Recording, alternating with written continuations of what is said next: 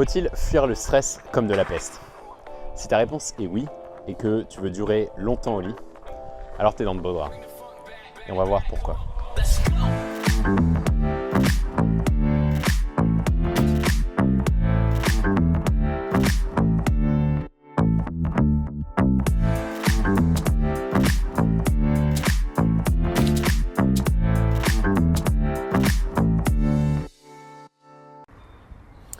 Hey, salut, moi c'est Pierre, je suis un ancien éjaculateur prématuré.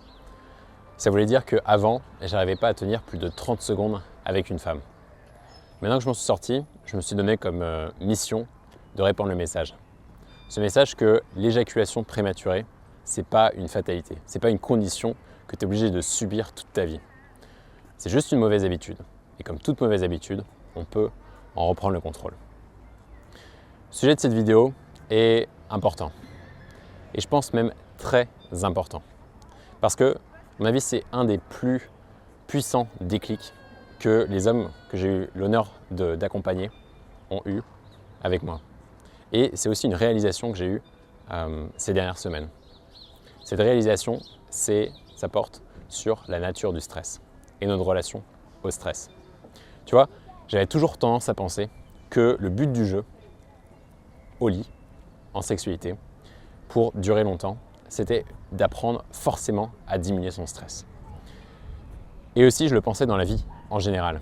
Je pensais qu'une vie heureuse, une vie saine, une vie épanouie, c'était une vie où on arrivait à diminuer le stress le plus possible. Et je me trompais absolument. Et certainement que toi aussi, tu as certaines croyances autour de ça qui gravitent autour du fait que le stress, c'est quelque chose de plutôt néfaste pour toi. Alors, remettons un petit peu de contexte. Le contexte, tu le connais. Tu es au lit avec une femme, tout se passe bien, tu es soit en préliminaire, soit en pénétration, et tout d'un coup, le plaisir monte. Tout d'un coup, tu le sens, peut-être au niveau de ton gland, à la base de ta verge, tu sens que ça monte, et là tu te dis « Ah, calme-toi », ou « Retiens-toi », ou « C'est bon, détends-toi », et tu n'y arrives pas. Tu commences à paniquer. Tu essayes de te retenir, mais c'est plus fort que toi, et tu éjacules. Qu'est-ce qui s'est passé? Tu as commencé à éprouver beaucoup de plaisir, et tu as associé le plaisir à forcément une éjaculation trop rapide derrière. Mais est-ce que c'est toujours le cas? Est-ce que c'est toujours vrai? Et est-ce que ceux qui arrivent à durer longtemps, eh ben, ils ne subissent aucune tension sexuelle? Non. Non, les amants endurants, c'est pas qu'ils subissent aucune tension sexuelle. C'est que leur rapport au stress est différent. Et d'ailleurs, je te parlais des déclics qu'ont connus des hommes que j'ai accompagnés. Et parmi ces déclics-là, c'est de voir l'excitation sexuelle du bon côté. De voir que quand ils sont excités sexuellement, c'est pas forcément la fin, pas forcément la cata. Tu vois, il faut voir à mon avis le stress ou la tension comme une forme de pression. Et on subit des pressions en permanence dans notre environnement.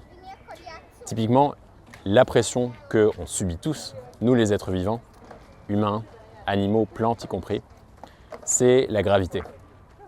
Et c'est une forme de pression qui fait que je ne peux pas voler. Mais c'est aussi une forme de pression qui fait que du coup j'arrive à faire des pompes. Sans cette pression-là, je n'arriverais pas à marcher parce que je ne pourrais pas tomber. Il n'y aurait même pas d'atmosphère autour de moi. En fait, il n'y aurait pas de vie possible. Et la tension sexuelle, est-ce qu'il y aurait de la vie possible sans tension sexuelle? Retirons-la pour voir. Est-ce que sans tension sexuelle, tu pourrais avoir une érection? Non, tu ne pourrais même pas avoir du désir vis-à-vis d'une femme. Donc tu vois que cette tension-là sexuelle, elle est importante. Et en plus d'être importante, elle est même cruciale pour bien connecter avec une femme. Parce que quand tu as de la tension sexuelle, quand tu éprouves une forme de stress, il y a un enjeu. Et ton corps, il relâche des hormones de stress qui, sont par exemple de la cortisol et qui sont généralement vues négativement, mais qui aussi peuvent être de l'oxytocine. Et l'oxytocine, c'est une hormone de stress mais c'est une hormone qui est liée à de la générosité, qui est liée à de la confiance, à de l'empathie. Pourquoi est-ce que ça fait sens d'un point de vue évolutif? Parce que quand tu fais face à un danger, est-ce que la nature a envie que tu restes tout seul dans ton coin? Non, elle n'a pas envie de ça. La nature, pour favoriser ta survie, elle va te favoriser le fait que tu ailles chercher de l'aide avec ton entourage. Et donc, quand tu es sous une forme de stress, quand tu es sous pression, tu libères de l'oxytocine. L'oxytocine, tu le connais peut-être sous le nom de l'hormone de l'amour. C'est ça qui te permet de connecter. Je ne sais pas si tu vois ce que je suis en train d'essayer de faire. Ce que je suis en train d'essayer de faire, c'est de changer ta vision du stress. C'est de te montrer à quel point le stress peut être vécu comme quelque chose de bénéfique. Parce que la réalité, c'est que les amants qui arrivent à durer longtemps au lit, ils subissent cette pression-là, ils subissent ces tensions. Il y a toujours un moment où ils vont avoir envie d'éjaculer.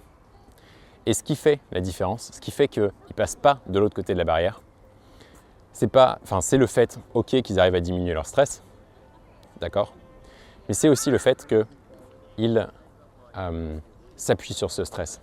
Ils s'appuient sur ce stress pour booster leur confiance, pour booster leur créativité au lit avec une femme. J'ai fait peur à des pigeons, je les ai un peu trop stressés.